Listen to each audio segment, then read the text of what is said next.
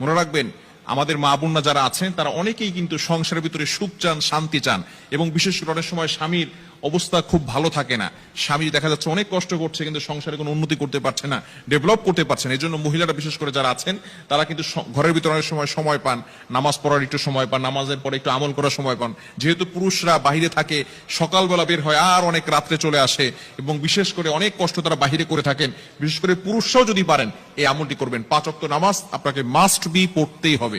যদি আপনি সংসারের ভিতরে সুখ চান, শান্তি চান এবং প্রয়োজন হাজতগুলো পূরণ করতে চান, তাহলে অবশ্যই 5 ওয়াক্ত নামাজ আপনাকে মাস্ট বি পড়তে হবে। নামাজ ছাড়া আপনি সংসারের ভিতরে কখনো কোশ্চিন কালেও আপনি কিন্তু সুখ এবং শান্তি আনতে পারবেন না।